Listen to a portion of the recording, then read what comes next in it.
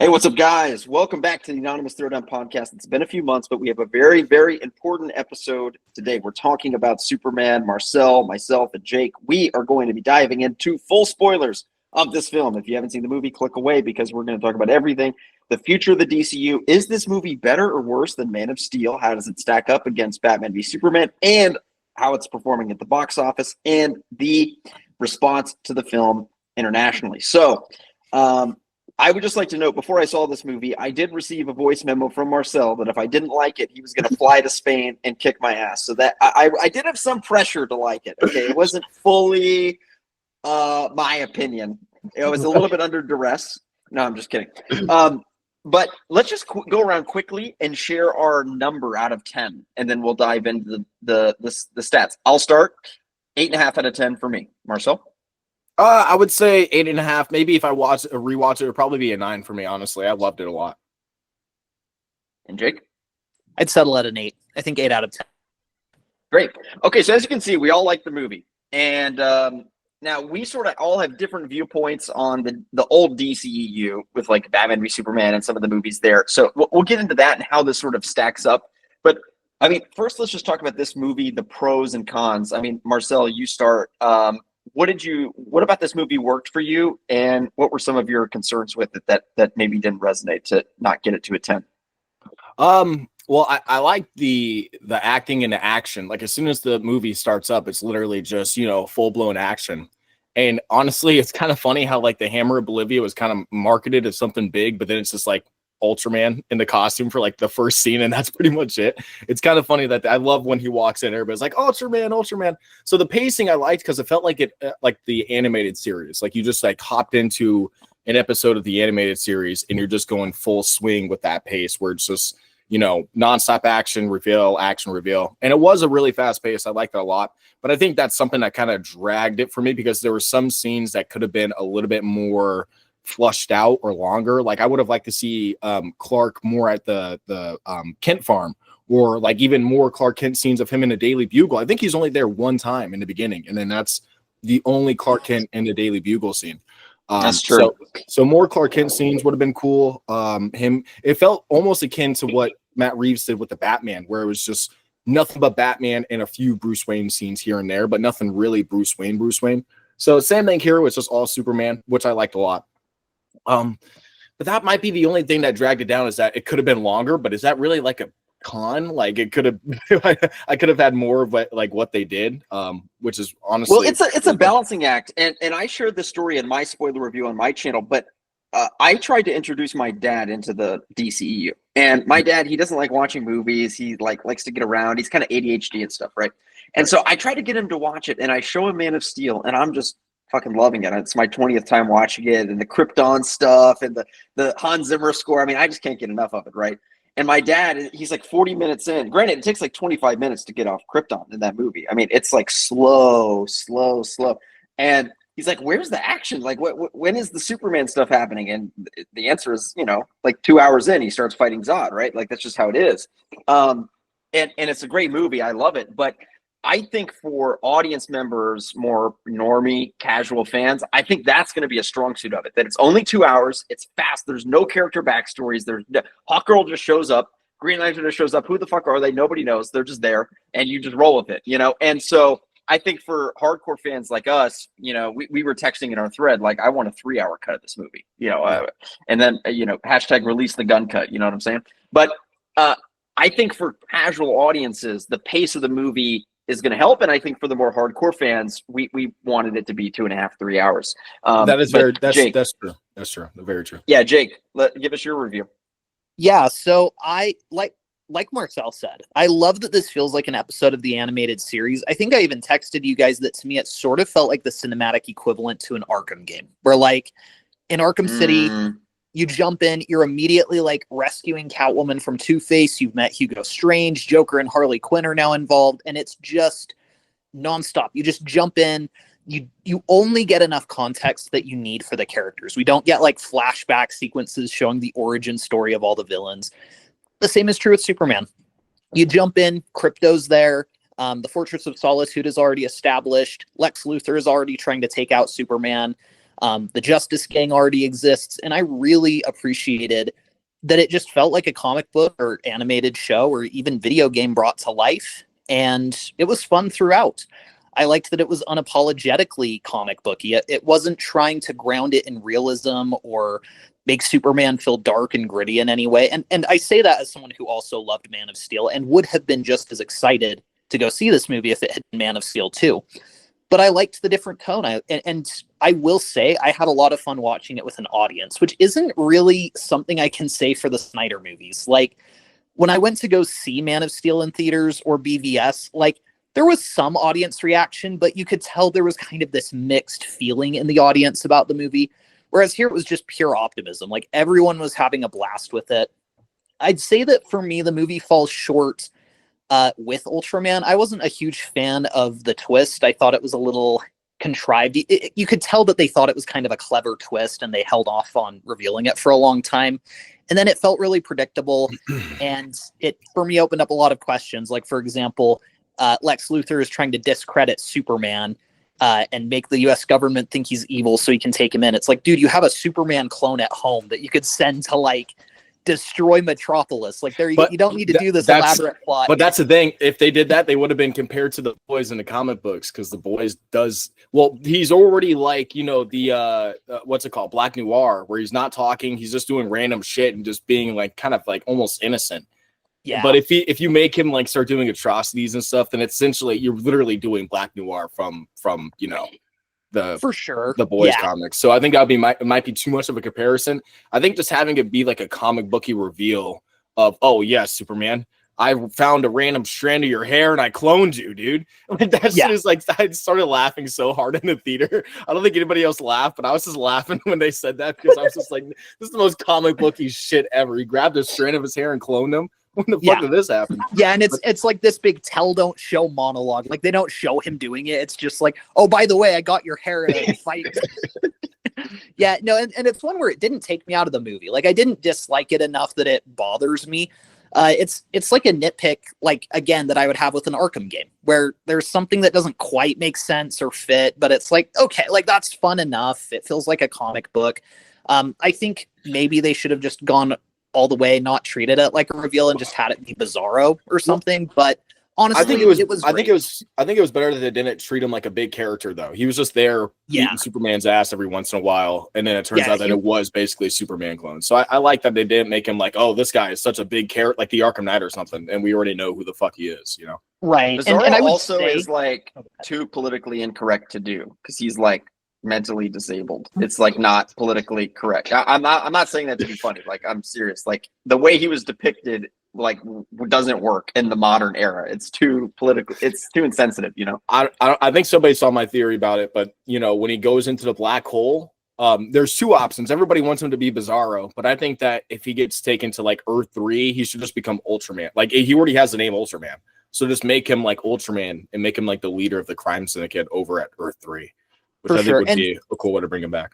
Well, and that's kind of the thing. It's like, and that's something that I think a lot of people aren't going into this movie considering. And that's why, for me, like, Man of Steel, I still might rank as the better standalone Superman film. You almost have to treat this one like it's the Phantom Menace or something. Like, it's the first chapter of a saga. So yeah, like, Ultraman maybe wasn't that interesting in this one, but that's because James Gunn is probably planning to do something with him in a future movie. And yet, like, I agree. I just think that as like a comic book purist, even if they didn't have him do like the dumb talking thing that he does in the comics, like, just have him like white or kind of more unpredictable or something, like, just real. And by white, I don't mean like ethnicity. I mean like pale and like deformed, kind of like, excuse me, Bizarro is in the comics. I don't know. Like, it just felt like I wanted them to go a step further with that reveal. Again, it didn't ruin the movie for me. And Lex Luthor was so good in the movie. Like, yeah, he was. Yeah, just to have Ultraman be an extension of him does work for me. I just thought that, like, if we're going to go all the way to, like, we're cloning Superman, I would have rather they'd either not quite taken it that far or taken it a step further. That was just one of the few things that didn't quite hit me the way I wanted it to. Can we talk about... Yeah. Oh, go ahead. Go. Oh, yeah. My last thought on it, I really liked just how many characters were involved. It did feel like a good ensemble piece. with that being said, again, I think that sometimes hurt it as like a standalone Superman film because you have to put so much focus on other characters. But at the same point, for what it is, for the first chapter of a saga that's trying to launch a DC cinematic universe, I don't know that we could have gotten anything better. Can we talk about Lex? Like, I thought he was so good in this movie. Such a great villain. What I loved about the change, actually, about why Lex was so good in this movie is actually because of the big plot twist in the movie. One of the big plot twists in the movie, which is Kal-El's origin story. And the fact that Jor-El is kind of not a good guy. Like, Jor-El is basically Zod, basically. Like, that's basically what he is, right? He wants Kryptonians to take over Earth and colonize Earth, essentially. So he's kind of Zod, which is super, super interesting. He's dead, so it doesn't matter. He can't do anything about it.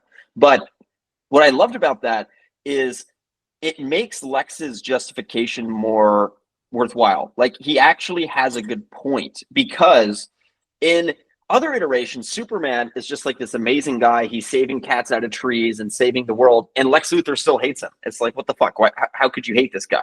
Whereas here, there's a video evidence that he was sent to Earth to be a dictator and have this harem of Kryptonian women and babies, you know? So it's like, when you see that, he kind of is justified. You're justified in being skeptical of Superman as an audience member, as a citizen in Metropolis, or certainly being Lex Luthor. So I thought that really worked, even though I generally don't love when we change the intentions of characters. I mean, Telltale did this too with Thomas Wayne. They kind of made him like a bad guy and whatever, and then Joker kind of did that too. I mean, so I don't always love when we do this, but I think for this it really worked because it made Lex's motivation so much more legitimate and real. And of course, he phenomenally acted and just everything about it. The other thing I loved is that he really was outsmarting Kal-El the whole movie.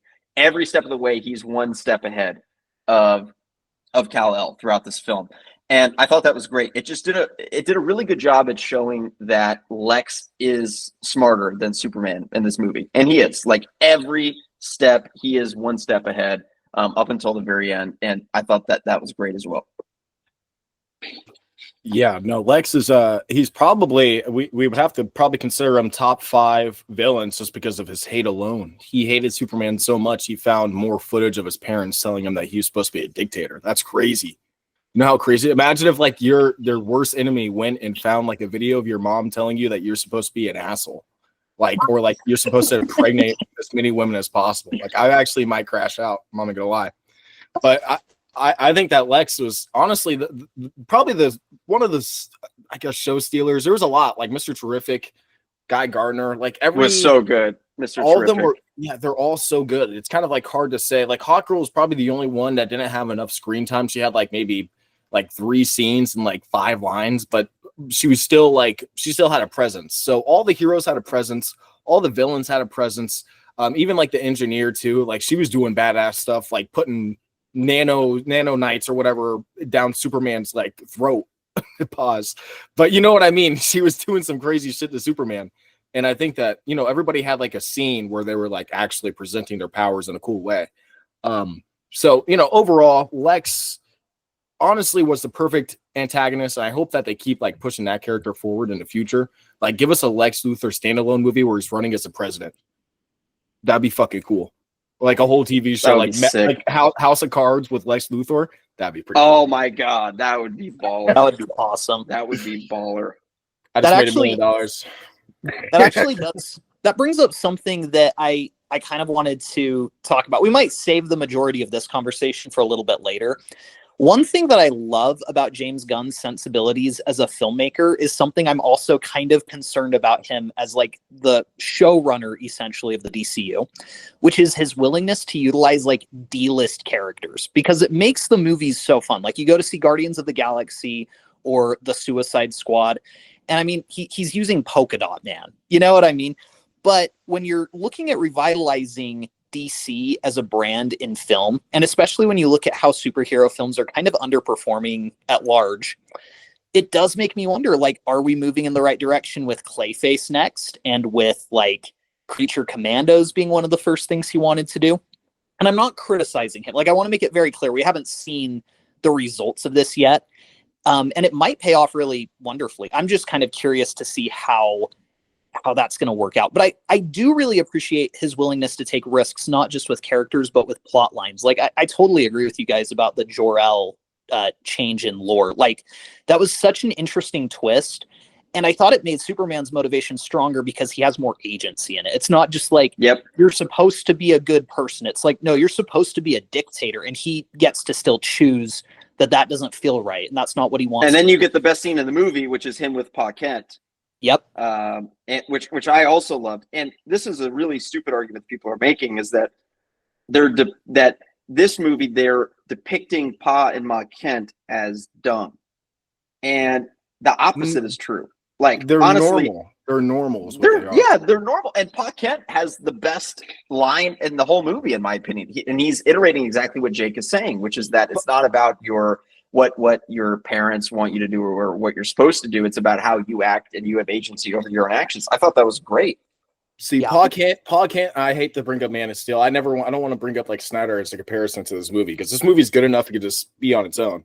But Pa Kent in the Snyder universe was like trying to be low-key a philosopher. Like, he's trying to like drop these little lines and bars on fucking Clark. Don't save me, Clark. That was the stupidest like, I'm so he was kind of forcing his son to become something that he wasn't, when it seems like in this universe, Pa Kent kind of like let Superman become the man that he needed to be while raising him to be proper human being. So good point. I don't know, the comparisons to the last iteration of Pa Kent and how depressing it kind of was. It's just so weird. Should I save people, Dad? I don't know, maybe. What do you mean, maybe, bro? Save those kids. They're about to drown. Like, come on. No, that's true. In BVS, also Martha's like, you can save people or not save people. You can do whatever you want to do, which I guess that's kind of what Pa Kent in this movie. But now he's more encouraging in this movie. It's a little bit more like he's the other way is more pessimistic. It's more like, it's more pessimistic. You don't owe this world anything. Like, blah, that's blah, blah. right. That's what she says. That's the line. Yep. That's crazy. That's a crazy thing to say to Superman. You don't owe this world anything. That is. You're alive because of this world. You only came to. Never mind. That's true. Well, that's and true. on the whole, that's one of the biggest strengths of this movie, I'd say, is the chemistry between characters. And that's something that I would say was lacking in Snyder's films. Now, would I say this movie had action scenes that were on par? No. You know, I still think that fight with Zod at the end of Man of Steel is probably the best Superman fight we've had. But there's no Hans Zimmer, bro. Like, come on. That's true. That Hans Zimmer's just the GOAT. Yeah. But like the scenes between Clark and Lois, like they were so captivating, which was just not something that I felt when Henry Cavill and Amy Adams were with Lois. Can I make a debate about that action? Yep. Yeah. I think that the Man of Steel action was like a 12-year-old with two fucking action figures going boom, boom, big truck, boom, wait, boom, boom. That's what fucking Man of Steel felt like. But Superman, okay, you're not wrong.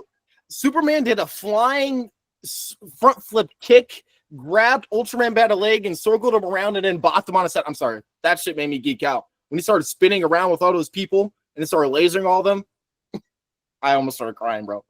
With that music in the background. When he used the girl as the ragdoll. Oh my god, that was good too. Oh, that was so good. Yeah, and then when he flew up into space and then flew back down, I'm sorry, man. That shit right there, like, Snyder's cool. Snyder had some cool action scenes, especially with Batman in the second movie. But Superman. And you know what's interesting too? Of like, again, I don't want to compare too much to BVS, but how can you not? This is the follow up to that universe, right? But like, it's funny because the kaiju CGI also, like, I won't say it looks bad, but okay, the CGI of Doomsday in BVS is horrible. We all know that. Okay, that's just an objective fact. Even if you like the movie like I do, the CGI is ass of Doomsday. But the kaiju also looks like silly and ridiculous, but because it's a James Gunn movie and it's fun and it's like a comic book, it works. So like the CGI is also like objectively ass, but it works because it's like a comic book movie. As opposed to, if you're going to do the photorealistic, super gritty, grounded, you can't have a CGI fucking blob come flying in. Like Doomsday doesn't work. Whereas here, the kaiju is like still kind of is like a cute little dinosaur, you know, kind of thing. So And again, I'm just gonna ask this question. Can you name me one thing that Superman did in the action scene besides fly at somebody really fast or punch them really hard? In Man of Steel? In both movies. Or just in... Yeah, dude. He's like flying up the building and the glass is shattering as Zod is flying down toward him. There was Exactly. No, but no, this is no, legitimate... that's the thing. That's the thing. That's what I'm saying. They're flying at each other and they're just punching each other really hard.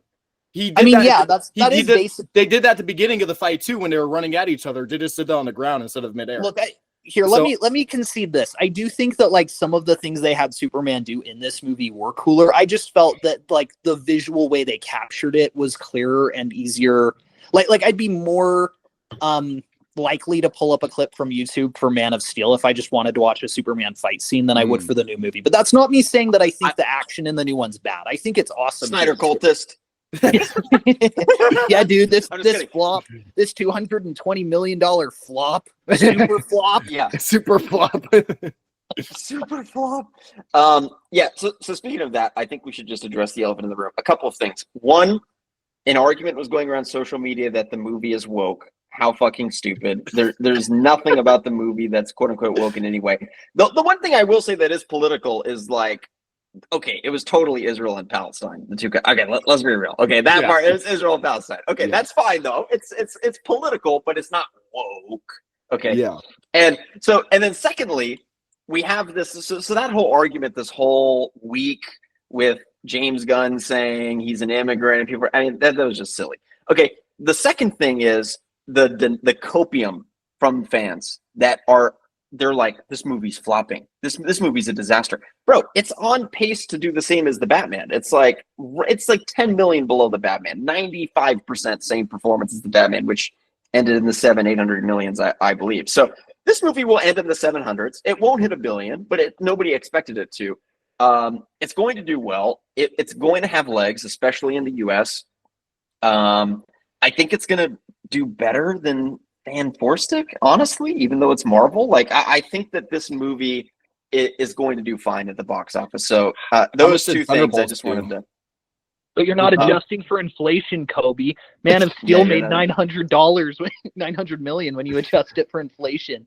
I think Thunderbolts. I think Thunderbolts hit like 400 million or somewhere around that. But you know, that's like, I guess it's like an argument like who's more popular, the Red Guardian or Mr. Fantastic, which you know we kind of already know that answer. Well, and even like Thunderbolts did 382, so this will do that in 2 weeks. So. But like, let's say the movie lands at $400 million. Like, the fact of the matter is, if Warner Brothers just is not reactionary like they were last time and says, oh crap, we have to hurry and change everything. We're going to fire James Gunn, bring in someone new or whatever. If they just stay the course, you're going to build an audience. Like, that's what happened with the MCU. You know, they didn't get to a 2 billion hit with their second movie. And even when you look at Nolan's Batman, like Batman Begins only made like, I think it was under 400 million at the box office. Guys, here's a crazy thing to think about is, you know, we're all in our 20s, right? The last time a DC movie had high audience and critic ratings was in 2012 with The Dark Knight Rises. And even that was kind of criticized a bit, right? Really, it's like The Dark Knight, 2008. Man of Steel, pretty much critically panned. I know it's at 50% on Rotten Tomatoes, but very, very mixed. BVS, 20% on Rotten Tomatoes. Suicide Squad, trash on Rotten Tomatoes. I mean, you've got a couple in that. You've got Aquaman. Okay, that had decent ratings. But like this, I mean, this is in the 90s on the audience score. The Rotten Tomatoes is in the mid-80s. I mean, it's the first time in a long time where there's actually and there was Wonder Woman 2, right, that reviewed well, but it's been about a decade since we've had really a DC movie. I mean, we've had a lot of stinkers in the last 15 years, let's be honest, right? We can talk about Birds of Prey. I was just about to say yeah, I mean, we can talk about Birds of Prey, we can talk about other I mean, Shazam 2. I mean, come on, are you kidding me? Good lord. So I'm just excited, and I know that as comic book fans, we're like, fuck the critics, it doesn't matter, the fan ratings. It does matter. Like, it does matter that BVS got a 20% on Rotten Tomatoes. Even if I love the movie, that's an issue. Like that's a problem. You don't want that. You want high audience reviews. You want high Rotten Tomatoes scores, and this movie has it. It's a good foundation to build upon. And if this movie was panned, DC would panic. And so I think they're more looking at, honestly, the reviews than the box office, because there's a lot of bad debt that they have to make up for. DC has lost a lot of trust in their brand, and it wasn't Chris Nolan's fault, I can tell you that. I mean, so well, actually, it kind of was Chris Nolan's fault, because he chose Zack Snyder to be the leader of Man of Steel. I mean, what the fuck was Nolan thinking, bro? I'm sorry. Zack Snyder should have been the last person. Okay. What was I about to say? Sorry, you distracted me with the Nolan thing. sorry. Damn. It was gonna be something something important, but I forgot. Honestly, I don't know. Man of Steel, this whole DC. Oh, that's what it was. Technically, DC Studios, I don't think, is under the influence of WB. Technically, I think James Gunn said that they can green light and do whatever the fuck they want over there. They just might have like the investments of WB. I don't know the whole business situation, but it sounds like WB is not really in the equation of making decisions at DC Studios, which is Nor should they be. Yeah, no, absolutely Nor not. should they No. be. Yeah, it's a great idea to keep James Gunn in charge of that department and have him And you let have Peter directors do what they Safran, want. who's the business savvy guy. It's not just Mhm. James Gunn. You also have a seasoned movie executive, so it works perfectly. Yeah, no, that's what I was saying though. Yeah, is that WB is a little less hands-on with this universe, which I think is actually a very good thing. It's almost like they outsource their own, characters, which is a smart idea, because James Gunn can't do it. And I think he's the most competent person after Superman. He's the most competent person to lead this one. I can't wait for Supergirl. Like, I really want to see Lobo. I want to see what Jason Momoa looks like as Lobo. I want to see if Crypto's in that one. I want to see what she does. Honestly, what they need to do is, after Supergirl, just make a Supergirl Superman movie with like Brainiac attacking Earth, and then that'll be like a perfect setup. Or I don't know. They're slowly building up to the Justice League. The fact that they don't really have a Wonder Woman movie exactly set on course. I mean, they're writing it, but who knows when that could come out. They already have a Batman movie being written. We don't even know who's writing that one. And Andy Muschietti is directing it. Jesus. So that's a little concerning, but there are some things that I'm excited to see the Justice League of this universe. Like, I want to see how this builds up to that, and who they're going to be fighting for the first villain, and who's going to be directing that Justice League movie too. Watch them bring back Snyder for the Justice League. But I Would be think that's fair though. Like, I think about it where, like, if I were in James Gunn's position, and obviously there's a reason I'm not and he is, but I would probably, like, my instinct would be, yeah, we're going to do Superman. And then later the same year, like, we'll release Superman in the summer. Let's have a Batman movie come out like Christmas time. The next year, let's do like Wonder Woman. The year after that, let's do Supergirl. Like, I'd be going for all the heavy hitters. Do you guys think that it's going to help this universe financially and make it a sustainable thing to, like, do Superman and then do a Peacemaker season and then do Clayface and kind of do some of these C and D list characters? Like, is that additive stuff going to help the foundation, do you think? Or is that going to maybe fizzle out interest earlier on and feel like almost like overstimulation for this universe, where it's like there's just too much? And, like, are people going to get burned out of waiting for the heavy hitters? So that's a great question. Here's my concern is, and I've stated this before, my concern with James Gunn is not any to do with his creative storytelling or anything like that, because he's great at that. My concern is James Gunn loves Z-list characters. He loves them. That's his thing. And so we even see the third movie in this DCU is a Clayface movie. Okay. And so listen, we're all Arkham fans, we're all animated series fans. We love the Batman comics, so we're gonna love this movie. Okay, we're gonna love it. But are the average viewers gonna love it? I don't know, right?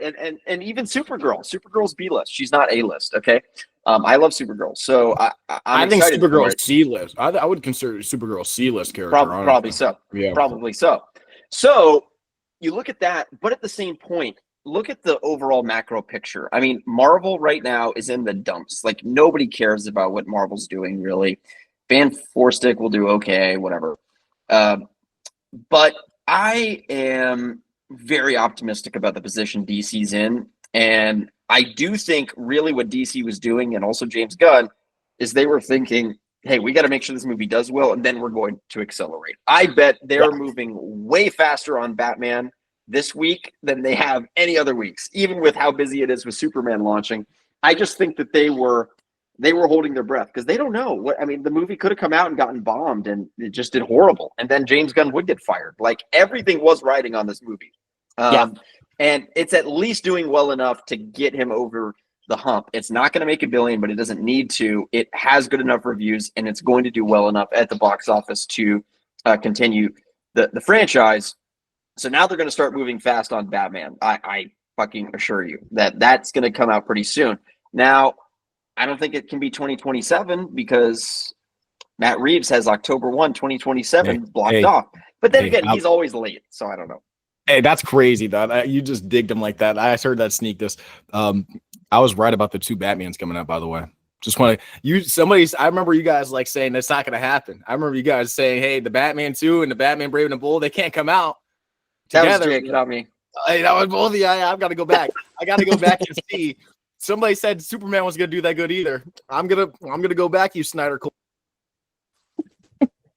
No, I think that it wasn't going to do well. I think I said it wasn't going to hit $1 billion. I've been saying for a long time it's going to do 700. Yeah, I feel like that was probably me that you're remembering, and I think my comment, and I could be wrong, maybe I am a full-on Snyder cultist, but I think my comment was superhero movies have been doing so bad lately that I see a world where maybe this only hits 200 million, but realistically it's probably going to be in the like 500 to 700 range. I think I said like 800. I think I was like really, I was like 900 if it popped off. But I mean, that would be, yeah. Yeah, I think when we were talking about that, like The Flash had just come out, and like I expected that one to do pretty good. So I was worried for sure that this one was not going to do well at all. But luckily it is. I mean, I think Superman made most of the Flash. Like, I think Flash only made like 390, like Thunderbolts did. And yeah, I think Superman already made like almost near that again. So the Flash made 271, and it also had multiple famous Batman from the 80s and 90s. So yeah, 271 million in the box office. Yeah, it was during COVID, kind of, but it's 2023 is the end of COVID. That was the end of COVID. Yeah, that was more like wherever. That's tough. That's tough, homie. So this is what I'm saying. The brand for the general audiences is destroyed. And so the difference is, but for hardcore fans like us, when the movies suck, we just say, oh, the movies suck, but we still love DC the same. It doesn't matter. For casual fans, when the movies suck, they say DC sucks. So they don't care about DC at all. So that's the difference between people like us and people watching this podcast and the casual viewers. And by the way, people are now doing the same with Marvel. I mean, dude, Marvel Phase 4 and 5, garbage, bro. I mean, come on, like garbage. I think Fantastic Four is going to be a good movie. Okay, there's nothing. I'm not saying they'll never make anything good again, but dude, compare the hype of. I mean, Avengers Endgame made $1 billion in the first weekend. The first weekend, bro. Like, their fall has been pretty big. So James Gunn has this huge opportunity. He got fired from Marvel, and so he has that Lex Luthor vibe to him. I'm telling you, he wants to fuck over Marvel. He just does. I know it. He has this Lex Luthor revenge energy, and he has this huge opportunity to take over this industry, and that's what I want to see. This is what I can't stand, not to get on my soapbox, but I cannot stand that casual viewers think that Thanos is the OG and Darkseid is the copy. I can't stand it. Okay?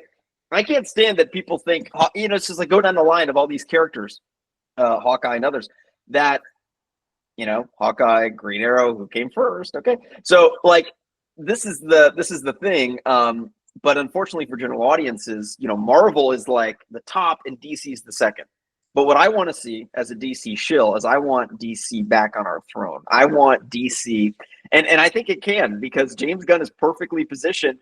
Marvel's in the tank, and DC has this great opportunity. But like you said, Jake, they've got to move fast. We need Batman and the Joker. We need these $1 billion movies to come in. And just put Joker in the first movie. Don't wait for this trilogy. Just put him in the first movie. In the post-credit scene, have him go to Bell Rev and meet Lex Luthor and start talking about the Legion of Doom. Yeah. Exactly.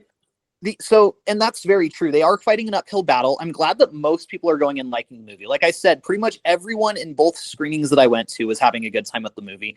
Only one person in both of the groups that I went to see the movie, they were in one of the groups I went with, didn't like it.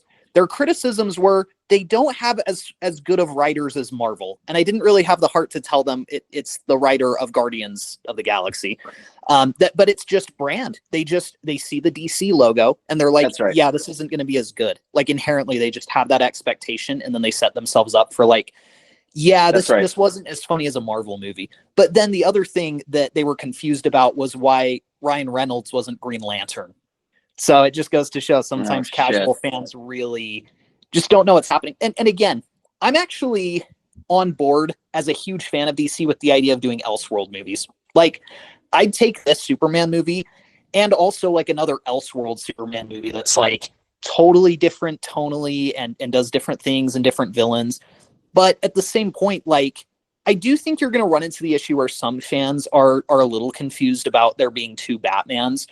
At the same point, I don't think it's going to impact the box office enough for that to really matter. And after seeing this, I do think that the DCU's Batman is going to be way more comic booky, which I'm excited about because we've never really gotten that for Batman on the big screen.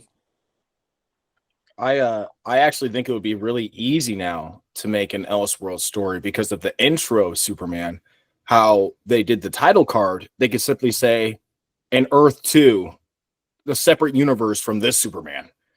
30 years ago, this Superman, blah, blah, blah. They could basically, explain what happened with this Superman and say it's a completely different Superman from a different world, like in a different universe, blah, blah, blah, type of shit. I think that could actually be something that's done, like have the black Superman or have like a different Batman or, there's so many things that they could do. But I think they need to actually establish this universe first before they start doing multiverse type of stories where they're going. All right, here's what James Gunn does. He brings back the Snyderverse just to have his universe kick their ass. So then the Snyder cultists get excited, but then they get smoked by like his Superman, like destroys Henry Cavill Superman, and then they just like kill them all instantly. So then the Snyder cultists, they're like happy before the movie comes out, and then they hate it. They all go and see it. Oh my god! Yeah, that's gonna they all go and see it. Yeah, exactly. That would be perfect. That would be perfect. No, they could be the crime syndicate. They could be the crime syndicate of Earth 3. Just say that the DCEU turned into the crime syndicate, and boom, there you go. You're gonna have. We're cooking. We're Earth cooking 3. now. Yeah, we're doing great. We're doing great. I love it. Yeah, I'm excited for the future of DC. I don't think that the Batman should be the only Elseworlds story they do right now. Yeah, especially after the Joker failure. Keep Clayface in one of the universes and just kind of establish, the DCU for now and let Matt Reeves do his thing, and then have the Elseworld label start getting put out there after you do maybe Justice League or whatever you're doing. But I'd be scared if they start announcing, oh, it's a Superman movie, but not David. And we don't even have a David sequel yet. You know what I mean? Or yeah, no, I 100% agree with you. I think that they need to be careful with that. I look at where Marvel's at right now, and like, with Iron Man dead and Captain America, like Chris Evans out of the picture. I know that they have Anthony Mackie doing Captain America now, but some people still like that Steve Rogers storyline. Like, now would be a good time for them, I think, to say we're going to greenlight a new Iron Man trilogy that's just standalone. It's going to be solely focused on Iron Man villains, and we're going to bring in like a director who's not trying to build a cinematic universe and just wants to tell a self-contained story, because you'd get such a different flavor and more dedication to the character arcs there. But yeah, I'm with you. The DCU isn't there yet. The Batman was already going before it started, so I think they should keep going with that.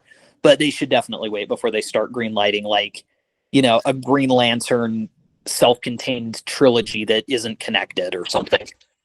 I'm calling this the Marvel era that they're in right now is like desperate. Like they're going for like Doomsday. They brought back Robert Downey Jr. and they're bringing back, all the X-Men from the previous Fox X-Men movies. It honestly feels like they're getting ready to reboot. Like it feels like they're merging universes, and if they did reboot, it would be a great way to do exactly what it's going to be funny because Kevin Feige is going to now start doing what James Gunn is doing, where he's going to have all these directors make their own self-contained superhero stories and make it a little bit more like he's probably going to do exactly what the DCU is doing, where he's going to But start it up. this is the advantage that DC has over Marvel. And I'm not trying to get into like nerdy comic wars or whatever, but Marvel, their characters are not as famous. Like Iron Man and Captain America are not as famous as Superman and Batman. Nowhere close. Batman's way more famous than any of the Avengers characters. But they became very famous because of the success of the movies. But also, it was a cultural moment where it's like when people think of Iron Man, they think of RDJ, right? And same with Chris Evans and Captain America. And it's like, I don't know if you just recast some young guy as Iron Man and then you do another Iron Man trilogy. Look, it's going to work. But Batman, to me, Brave and the Bold as a trilogy has an advantage over recast Iron Man trilogy if they do a full reboot. That's just my opinion. I think DC is finally well positioned to take advantage of this, and Marvel was just making the right moves earlier on and were more organized than DC because they had Kevin Feige, and DC had a bunch of fucking idiots running it at that time. And I'm not talking about Zack Snyder. I'm talking about the broader vision of the universe. So, yeah.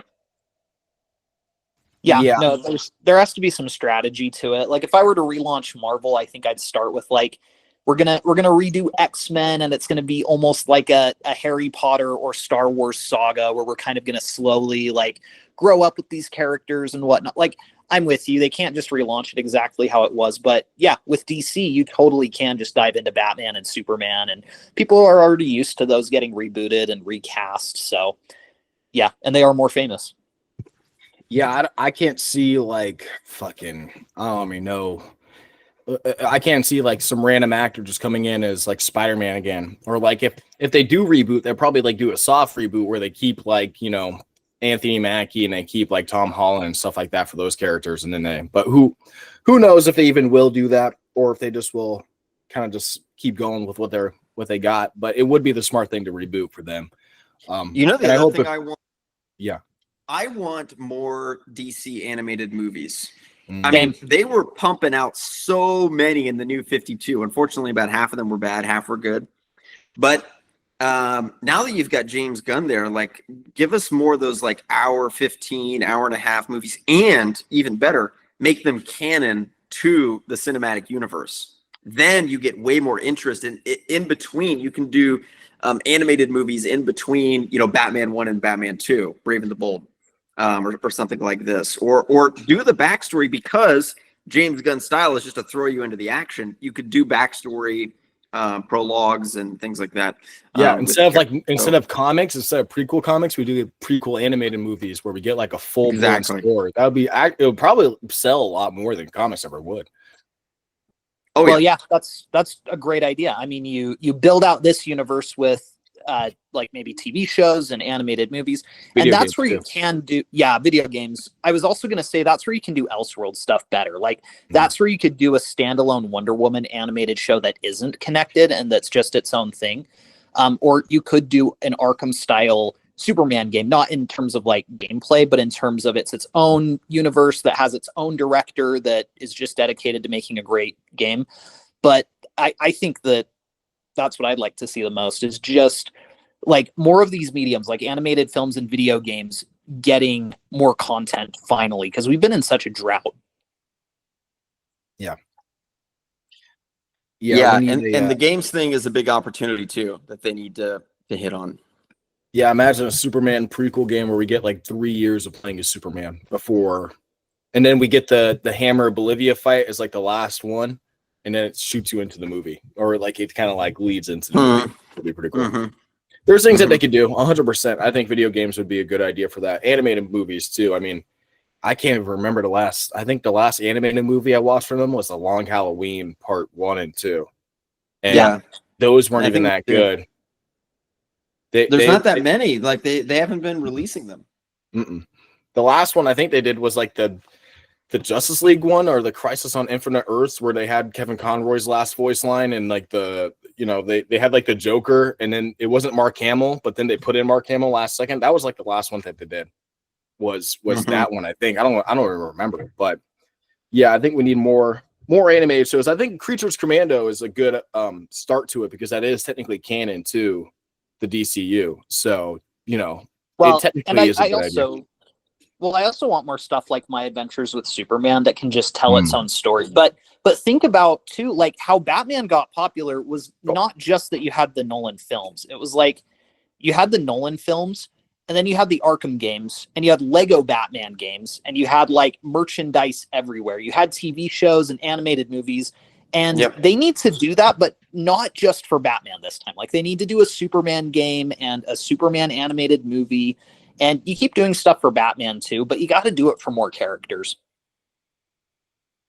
Yeah, it's a great point. DC just they haven't had the skill to be able to monetize those characters like Marvel has. But I think look, it's smart. If you can't beat them, join them, bro. Like that's basically what DC did. You can't beat them, join them. Just bring over somebody from Marvel to do your universe. It's smart. It's smart. As soon as James Gunn got canceled, he immediately which got was so fired, stupid, by the way. It was the stupidest. Well, I'm not gonna lie, I actually was a part of that. I'm not gonna lie. I made a video about his tweets, which were kind of wild. The way they were wild. They were wild.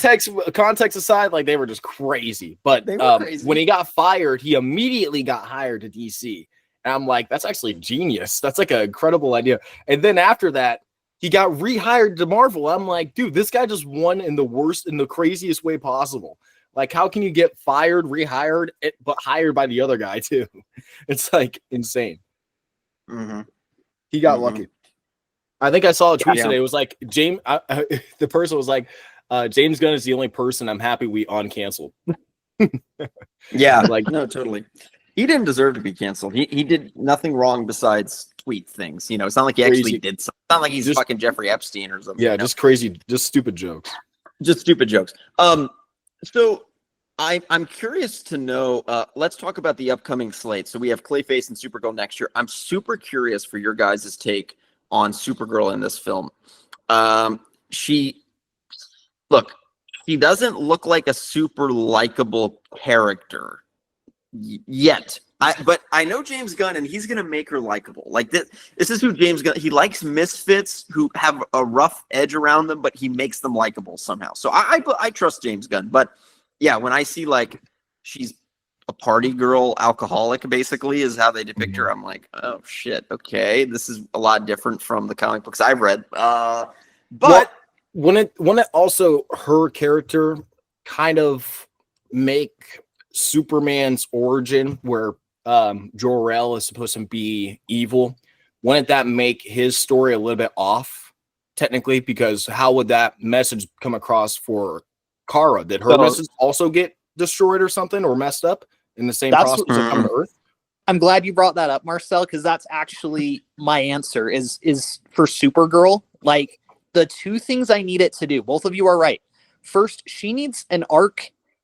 Because I'm with you. Like, yes, I laughed really hard when she said, "Thanks for watching my dog, bitch." Like that did make me laugh. But yeah, like I want her to become a little bit more humble over the course of the next film, and maybe a bit more of a hero than just kind of a frat girl, which is how they portrayed her.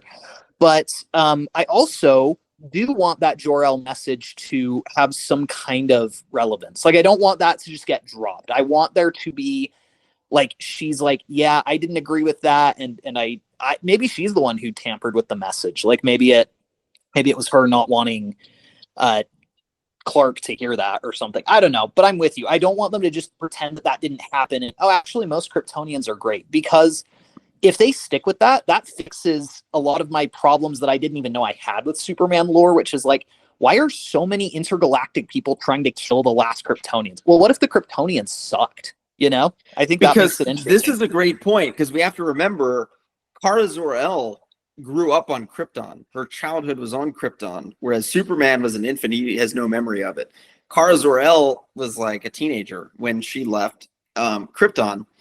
So, you know, she grew up around this Jor-El guy. That was his uncle, her uncle rather. So, yeah, I think we can dive into that more, that Kryptonians are not great people in this universe, which I'm okay with. And then that'd be cool if they do a flashback. They do a flashback to Krypton where Brandon Cooper and whoever else played her mom, they could go and like Kara could go visit the baby and then Mhm, then mhm. shit just goes bizarre, and then Krypton Mhm. explodes. Whatever, it'll be perfect. That's true. You can get the Superman backstory through her eyes in Yes. Supergirl. That's a great point. That's a great point. So yeah, I'm sure we're going to get scenes of her growing up on Krypton, just because her backstory is so different from Superman's, and the way she acts too. So yeah.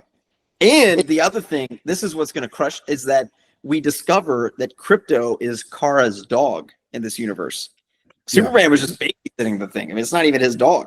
So Yeah. I think that they're going to lean into Crypto a lot in that movie, and that's going to help drive revenue because everybody loves cute dogs. Come on.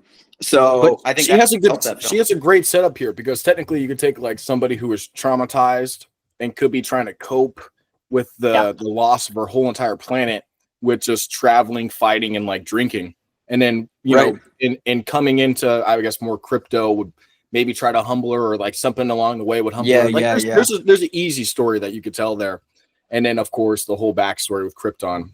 Like there's so many things that you could do now that we know, like what the backstory is, or like what the vibe is for this universe. There's a lot that this character can do, or at least this story can be presented as. So I really am excited to see. Plus, I want to see Lobo. I want to see who she fights, who's the main antagonist. Maybe they do something with the Red Lanterns, because they already got the Green Lanterns in this one. The Red Lanterns are like something in the comics for her, so that'd be cool to see.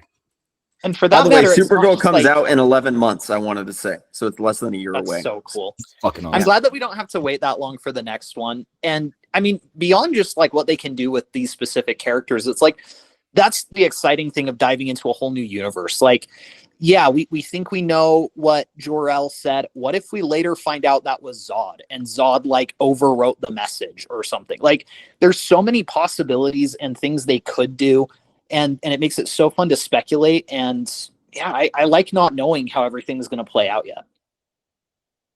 Yeah, they could pull a Last Jedi and just retcon the whole previous movie, and then they retcon it again in the next one. That would be exciting. But you don't have that issue because you have one person leading the ship and actually driving the content. So Kathleen Kennedy has some things to learn here from James Gunn, hopefully. So yeah, I agree with that. I think the future is very bright. But now this is what we were talking about in our last episode. Is we were talking about how important this movie was. Because if this movie flopped, we were actually cooked. This is why I don't understand the Snyder cult. I just don't get it. And even if you hate this movie and you want it to fail or whatever, if this movie flopped, we would have like no DC movies for 10 years. They'd cancel all the games. They'd cancel all the anime. I mean, we just get nothing because DC and Warner Brothers, they would just say, hey, we can't make money on these characters. We don't know how to do it, whatever. So the fact that this is a success commercially and critically, that basically gives us hope for the next 10 years, I mean, let's be honest, the DCEU kind of derailed a lot of things. Like, you don't think that the DCEU and the missteps commercially, financially, box office, like, you don't think that had any effect on DC games? Of course it did. Of course it did. Like, the reason we got the Batman Arkham games is because of Christopher Nolan. That's a fact. Just fact. That's why we got those games. So, I mean, I don't get the mentality of wanting it to fail. Even if you don't like this movie, I just don't get it. Doesn't make sense to me. If they can't have a universe, you can't have a universe, Kobe. Can't you understand? They can't have the DCU. They can't have the Army of Dead universe. They can't have the Rebel Moon universe. They can't even have a goddamn boxing universe. That fucking franchise is about to get wiped off the face of the planet when Zack Snyder fails to make a proper boxing movie too. I'm sick and tired of it. I think I told you guys, even if this movie had been a 6 out of 10 for me, I still wanted it to succeed because of that very reason. I want a Superman game.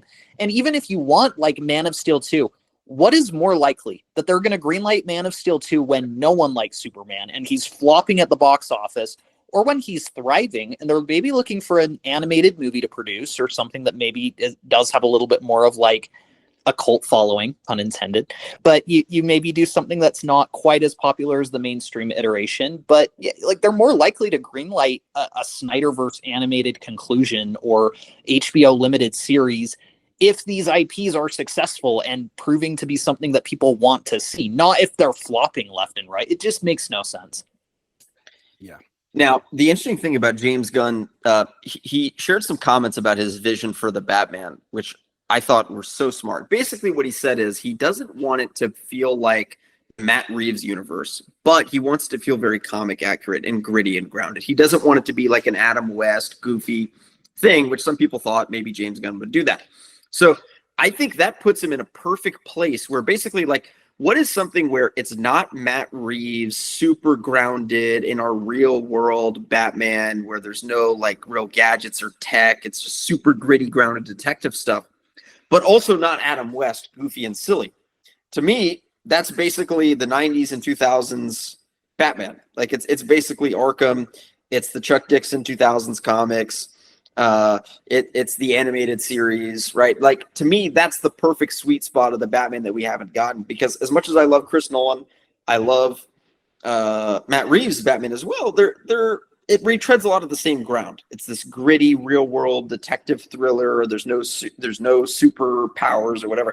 Whereas in this universe, you actually can bring in metahumans. You can bring in Superman into the film, and Batman can interface with those characters. And I think he's thinking about it the right way, where it's not going to be so goofy and silly and a comedy by any means, but he also doesn't want to just make the same movie as Matt Reeves. And of course, why wouldn't you? So I think we're going to get a true comic book Batman for maybe the first time. I guess you could say BVS was a true comic book Batman, but only Dark Knight Returns, true comic book. I mean, a canon, DC lore accurate Batman. With this cloning shit, and we know that Damian Wayne's going to be in the next movie. I mean, we could see Man-Bat. We could see a comic accurate Ra's al Ghul where he's dipping himself into Lazarus pits and Talia al Ghul and all this stuff. And Damian Wayne being, born into a test tube. Yeah, Clayface in there too. You got Killer Croc. There's so many things that you can actually do now with the DCU Batman, because he isn't going to be grounded like the Batman from the 1989 film or from Dark Knight in the Batman movie, because they literally are like, those are the most grounded characters. And then you can't, I don't think anybody really wants to see Adam West or like that type of tone, or like the Schumacher films. I don't think anybody wants that either. But the animated series is literally something that we've never seen in live action, where it is grounded, but then you see him fighting a monster, or like the first episode of the animated series is him fighting Man-Bat. Like, you don't really, expect that type of stuff, but that's something that we should be getting from this Batman. And it would probably make this Batman a lot more marketable too. I mean, there's so many things that you could do, so many toys that you can make with all these characters. Like, they could do so much with this universe. That's exactly right. The thing is, I see people still to this day saying, I want to see David Corenswet and Rob Pattinson interacting. I want them to be the world's finest. And I get that, but I don't want Matt Reeves to have to compromise his vision and suddenly Killer Croc is in Batman 2 or something. But I also do want that movie that opens with Batman and Robin sitting in the Batwing, flying after Firefly, and he's like torching Gotham, and Mr. Freeze is in it. And just a quick little point. They did say, there was a headline from Deadline that said that they were going to do Clayface and the Batman Part 2, but then they switched that to the DCU.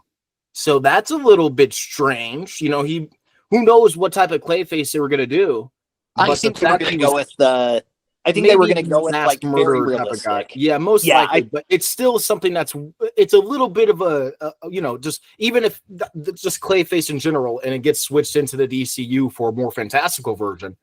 It is strange that might have been the case. I don't even believe that was the case, in my opinion. Like, I don't know where they got that report or how anybody.